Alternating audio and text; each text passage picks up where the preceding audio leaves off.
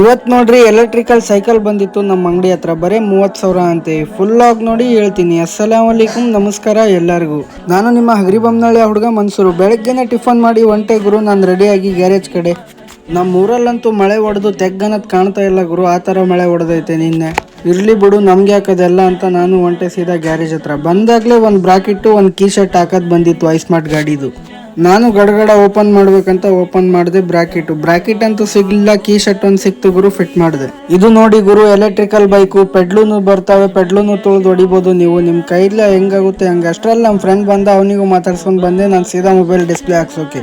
ನನ್ನಂತೂ ಅಲ್ಲ ಗುರು, ಇದು ನಮ್ಮ ಮಳೆಯನ್ ಫೋನು, 2 ಕಡೆ ಹೊಡ್ಕೊಂಡ್ ಬಂದವನೆ. ಅಷ್ಟರಲ್ಲೇ ನಾನು ಬಂದೆ ನಮ್ಮ ರಿಯಾನ್ ಹತ್ರ. ಏನ್ ಮಾಡ್ತಿದ್ಯಾ ಅಂದ್ರೆ ಇನ್ಸ್ಟಾ ನೋಡ್ತಿದ್ದೀನಿ ಅಂತ. ಅಷ್ಟರಲ್ಲೇ ನಮ್ಮ ಸಾಯಿಲ್ ಬೈ ನೋಡಿದ್ರೆ ಕಟಿಂಗ್ ಮಾಡ್ಕೊಂಡು ನಿಂತ್ಕೊಂಡಿದ್ದ. ನಾನು ಬಂದೆ ಸೀದಾ ನನ್ನ ಗಾಡಿ ಹತ್ರ. ಇದು ಗಾಡಿ ನನ್ನಂತೂ ಅಲ್ಲ, ಈಗ ಸೇಲ್ ಮಾಡಿದ್ದೀನಿ ಆಲ್ರೆಡಿ, ಅದಕ್ಕೆ ಒಂದು ರೌಂಡ್ ಹೊಂಟಿದ್ದೀನಿ ನೋಡಿ. ಗಾಡಿಲಂತೂ ಫಸ್ಟಿಗೆ ಇದ್ದಂಗೆ ಫೀಲ್ ಈಗಂತೂ ಕಾಣ್ತಾ ಇಲ್ಲ. ಅಷ್ಟರಲ್ಲೇ ಒಂದು ಗಾಡಿ ಹೋಂಡಾ ಶೈನ್ ಕ್ಲಚ್ ಪ್ಲೇಟ್ ಹಾಕೋದು ಬಂದಿತ್ತು ಗುರು. ಆ ಗಾಡಿ ಕ್ಲಚ್ ಪ್ಲೇಟ್ ಹಾಕಿದ್ರಂತ ಸೌಂಡ್ ಚೆಕ್ ಮಾಡ್ತಾ ಇದ್ದೆ.